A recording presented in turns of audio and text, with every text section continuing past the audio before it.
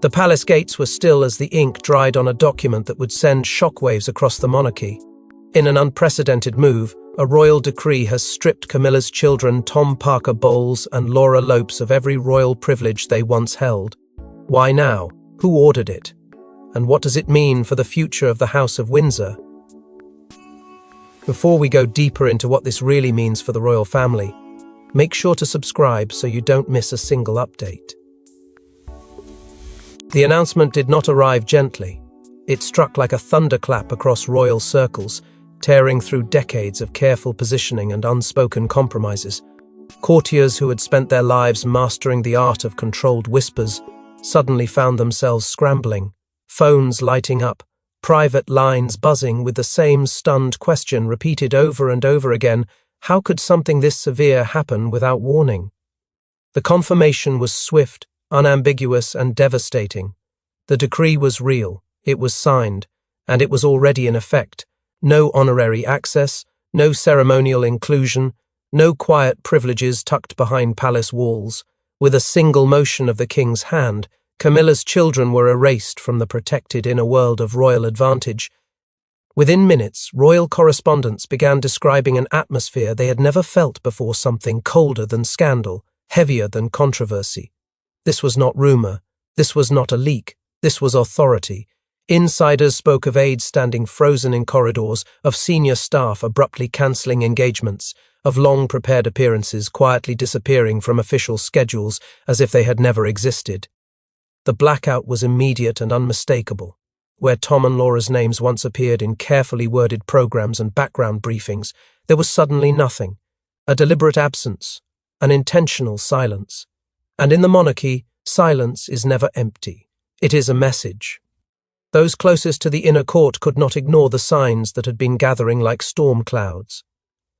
Meetings held later than usual, invitations rescinded without explanation, advisors reassigned, files reopened. For months, tension had been tightening its grip on the royal household, especially since Catherine's influence had begun to reshape the emotional and strategic balance of power. Conversations once handled with soft diplomacy had hardened into private disagreements. Loyalty was being weighed. Futures were being quietly debated. And somewhere in those sealed rooms, a line had been crossed that could not be uncrossed. Whispers of betrayal drifted through palace networks like smoke. Some spoke of warnings that had gone unheeded.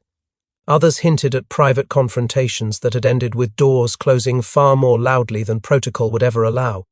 The monarchy, so practiced at preserving its image, suddenly found itself unable to disguise the tremor running through its core. Because this decree was not just administrative, it was personal. It reached into a marriage, into a family, into a story the crown had spent years trying to stabilize. And now, with one brutal stroke, that story had been rewritten. What made the moment even more chilling was not only what the decree said, but what it implied. This was not about public roles, this was about belonging, about who is protected by the institution, and who can be cast out when the balance of power demands it. The royal household thrives on continuity, on the illusion that nothing truly changes. Yet this single act exposed the truth beneath the gold and ceremony. The crown survives by choosing, and sometimes by cutting away. But the public decree is just the tip of the iceberg. What triggered such a brutal decision lies buried in layers of palace manipulation, whispers, and a silent war fought behind closed doors. For years, Camilla had been building a shadow dynasty, one not through blood, but through influence. Her children were inching closer to the inner circle. But in the monarchy, what goes unnoticed rarely goes unpunished. From the moment Charles ascended to the throne, Camilla believed she had secured more than a title. She had gained leverage. Quietly, subtly, she began weaving her children into the royal framework, not with grand gestures, but through whispered patronages, advisory placements, and social visibility. Tom Parker Bowles, with his culinary credentials and media presence, became a frequent face in royal-adjacent circles. Laura Lopes, understated but present, was brought into key events under the guise of family unity. But beneath this carefully constructed veneer lay something far more strategic, an attempt to normalize their presence until it was no longer questioned. The aim wasn't thrones or crowns, It was proximity to power, the kind that can't be revoked with a simple title. Yet the old guards saw through it. Princess Anne, fiercely loyal to tradition, watched with growing suspicion as Camilla's children appeared in more events once reserved strictly for royal blood. Prince Edward, long sidelined, sensed the reshuffling of influence and knew what it meant for his daughter Lady Louise's position. Together, they voiced their concerns, not publicly, never directly, but through careful conversations with key advisors and private letters to the king.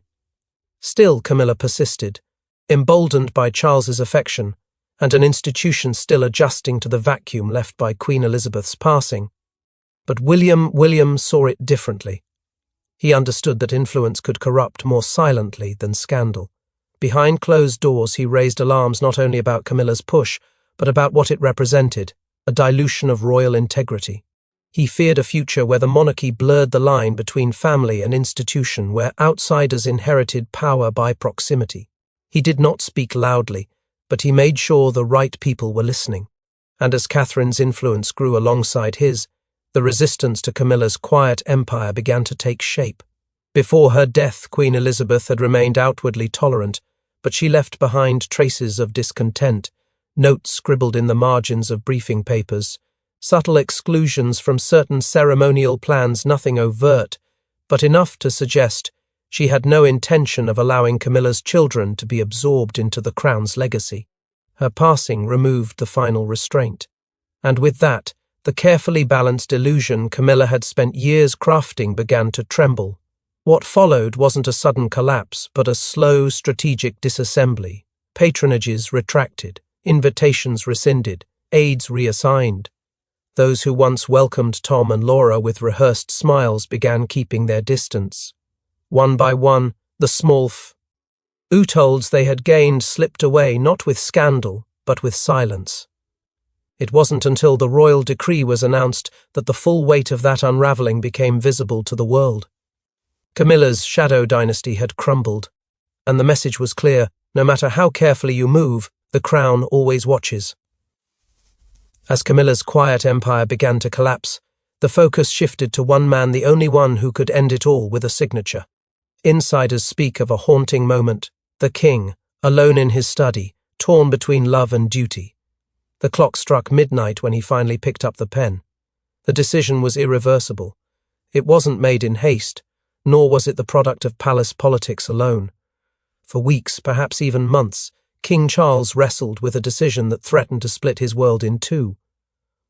On one side was Camilla, the woman who had stood by him through scandal and reinvention, the woman he had once defied a nation for. On the other side was legacy, the solemn weight of the crown, and a family bloodline that demanded its own kind of loyalty. The burden wasn't just legal, it was spiritual, because to revoke privilege is one thing, but to erase presence, to publicly sever ties that had been so carefully threaded into the institution, was something altogether darker. Charles had hoped this day would never come, but the palace had become a house of murmurs, and murmurs in Windsor grow into commands. Privately, he sought counsel from the two voices he trusted most: Princess Anne, his unflinching sister whose moral compass had never wavered, and Prince William, the heir whose gaze had turned increasingly colder toward Camilla's growing shadow. Their words were not cruel, but they were unyielding. Anne warned that perception could rot a monarchy from within, and William, ever the strategist, made it clear: the longer Camilla's children remained associated with the institution, the more the crown risked becoming a laughingstock in the eyes of the nation. They weren't just outsiders, they were liabilities, and the public, already skeptical, had begun asking questions, dangerous ones. Then came the breaking point. A letter. Intercepted, anonymous in delivery but unmistakable in content. It alleged that Tom Parker Bowles had been involved in discreet overseas dealings, transactions that could be twisted, politicized and weaponized if exposed. Nothing definitive, nothing criminal, but enough to raise alarms, enough to paint a target on the monarchy's credibility if silence prevailed. And as the palace security detail reviewed the contents, the Queen's former aides, the last vestiges of Elizabeth's formidable inner circle, issued a quiet but unmistakable warning. "You let this linger," one of them said, and you risk inviting ghosts into the halls of state. That night, Charles sat alone, surrounded by the echo of portraits, memories and decisions too heavy to share. The fire in the hearth burned low. The papers were already prepared. All that was left was a signature. Those closest to him later claimed he whispered something as the pen touched paper. Barely audible, but unmistakable in its intent. It's what Mother would have done. And just like that, history shifted. Camilla's children were out, permanently. The bond between the king and his queen consort, once unbreakable, had been tested in the cruelest way imaginable. But signing the decree was only the beginning. What followed was a ruthless execution of royal protocol with no room for mercy. She never raised her voice, but every move echoed through the corridors of power. Behind the smiles and grace, Catherine had been building a case, and when the time came, she delivered the final blow. There was always something unsettling to Catherine about Camilla's children. It wasn't personal, it was principle. From the early days of her entrance into royal life, Catherine had understood what the monarchy represented: lineage, sacrifice, legacy, and to her, the inclusion of Camilla's offspring children born of a previous life, from a union steeped in controversy, was not only inappropriate, it was dangerous. She watched, quietly, as Tom Parker Bowles and Laura Lopes were ushered into events, into positions of recognition, into the optics of royalty. And as others clapped politely, Catherine took notes. Years passed, faces changed. But she remembered. Every breach of tradition, every headline that blurred the lines between family and institution, every moment where the royal family's integrity seemed to bend just slightly too far. Behind the scenes, she wasn't idle.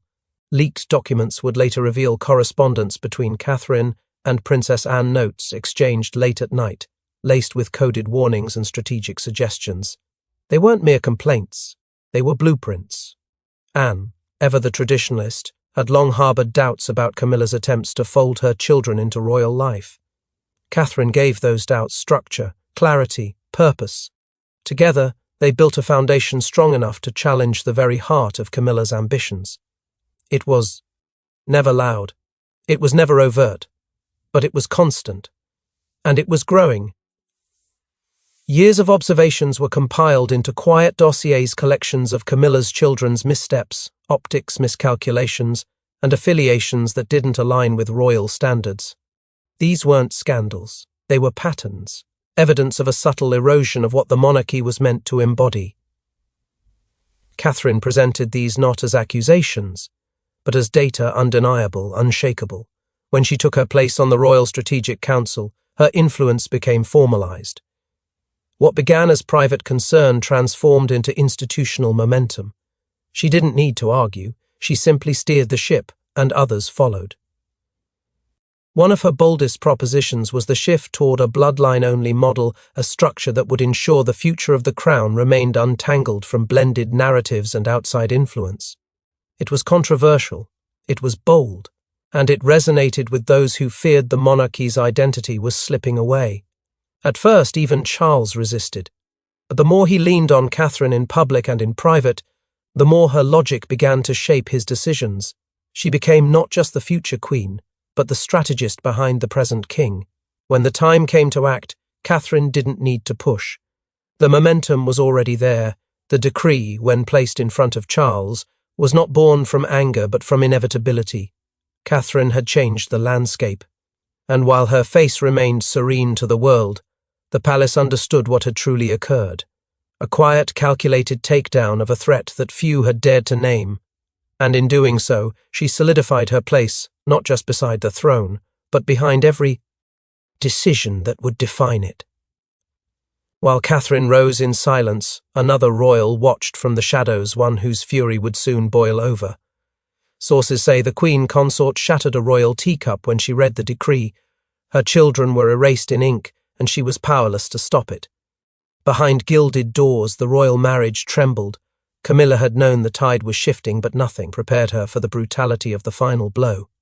One moment she was attending briefings, reading schedules, reviewing patronage plans. The next, a courier handed her a document bearing the seal of the monarch himself, her husband. Her hands trembled as she read the words, their finality slicing through the page like glass.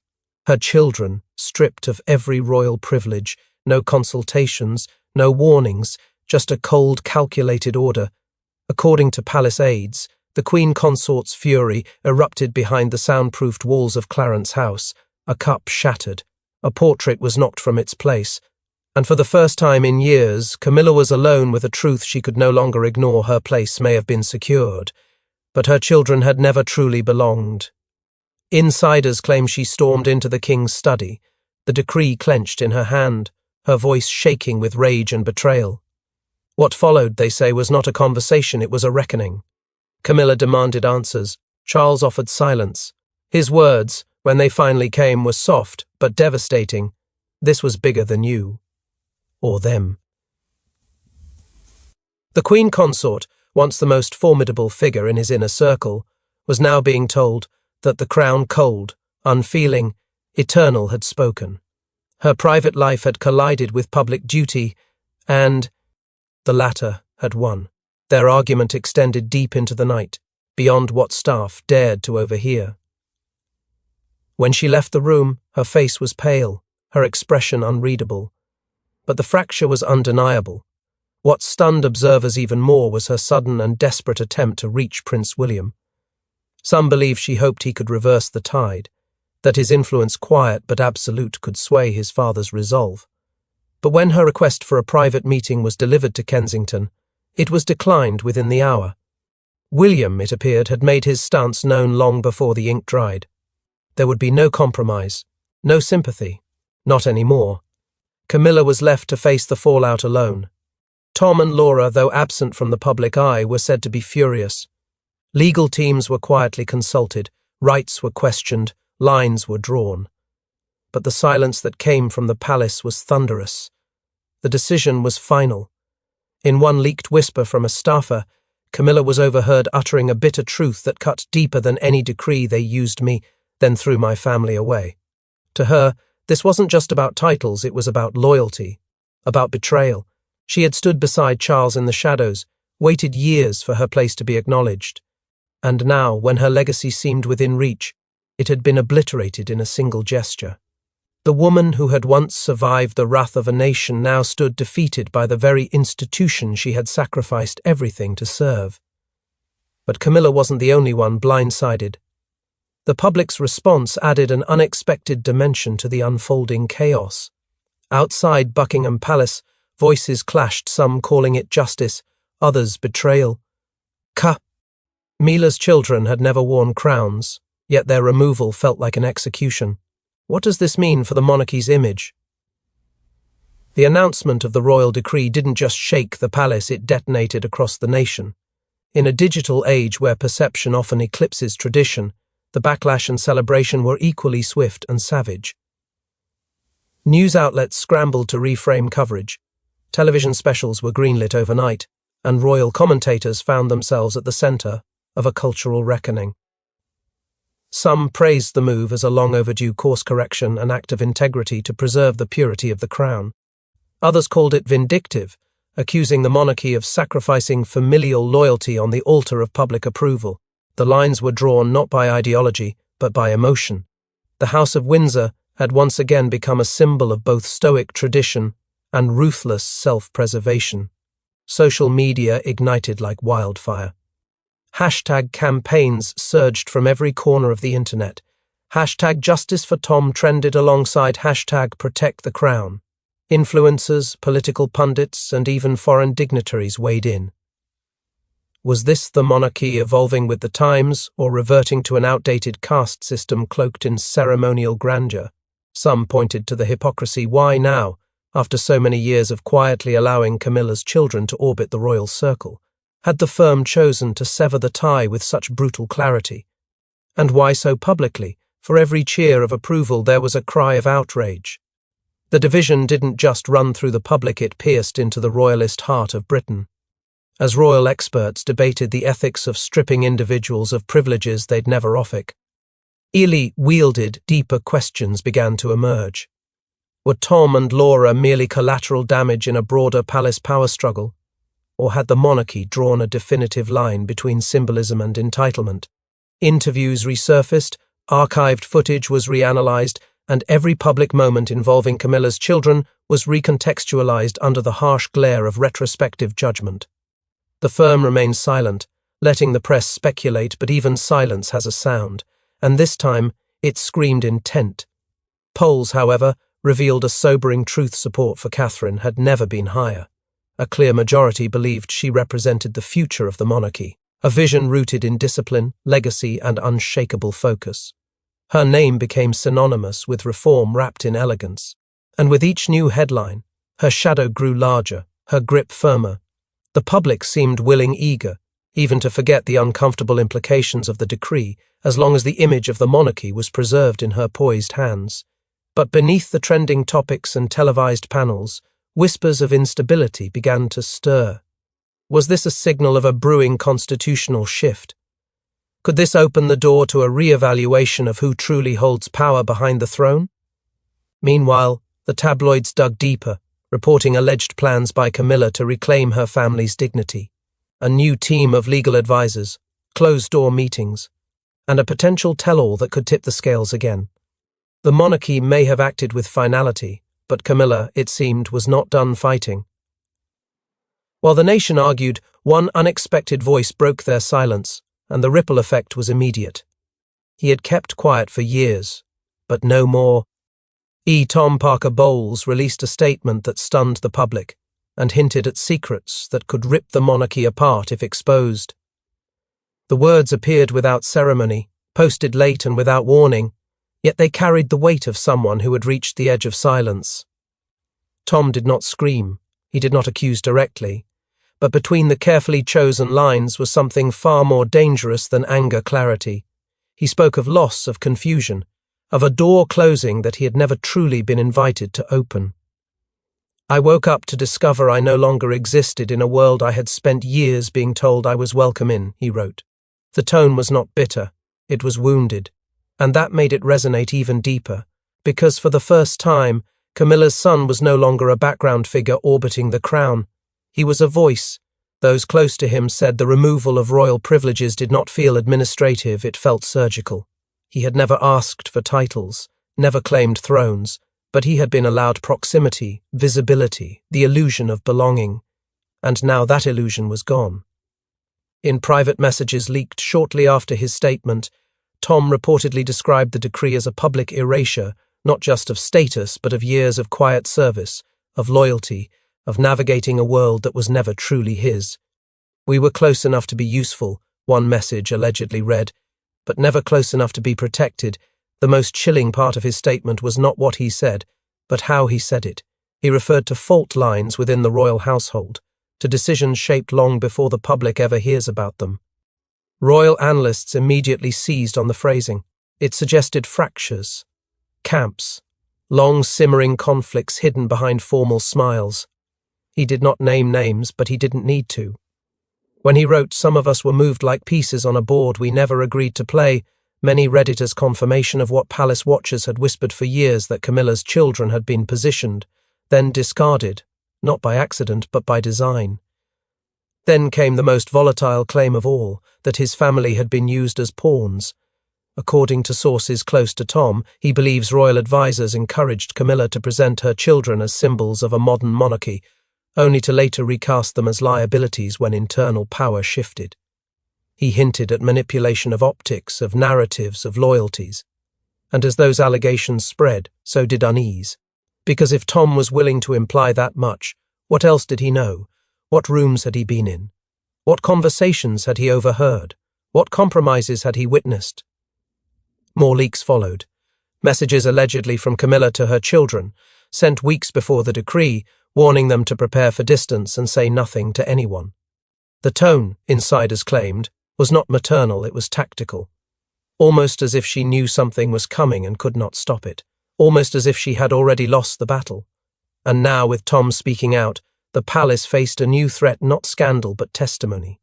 The kind that doesn't rely on tabloids but on proximity, on presence, on memory. Behind the scenes, fear began to replace outrage, because a wounded insider is more dangerous than any critic. And Tom Parker Bowles, for the first time, was no longer playing the careful guest. He was standing outside the gates, looking in. and people were beginning to wonder how long it would be before he decided to tell everything. And just when the dust began to settle, the monarchy faced an even bigger threat from within its own bloodline. In a twist no one saw coming, Prince Harry was reportedly in secret contact with Tom and Laura, fueling speculation of a growing anti-palace faction forming beyond royal borders. The reports began as whispers. A casual mention in a West Coast tabloid, a cryptic statement from a royal aide, a social media photo that vanished hours after it was posted. But soon the pattern became impossible to ignore. Tom Parker Bowles had not just broken his silence, he had found an ally in exile. Prince Harry, already a figure of division within the monarchy, was now being linked to Camilla's children in a string of private communications and unconfirmed but persistent meetings in California. While Buckingham Palace remained publicly mute, behind closed doors, the alarm bells were deafening. Two men, both cast into the margins of royal life, suddenly found themselves connected by more than shared loss. They were bound by resentment, by rejection, and now by purpose. Insiders claimed the first meeting happened quietly at a private estate near Montecito. No cameras, no official record, but the fallout was immediate. Meghan, always strategic in media and messaging, was said to have encouraged the conversation, urging Tom to speak truth, while there was still time to reclaim control of the narrative. For Harry, this wasn't just about family, it was about justice. He viewed Tom's erasure as a mirror of his own. And in late-night talks, a dangerous idea began to take shape.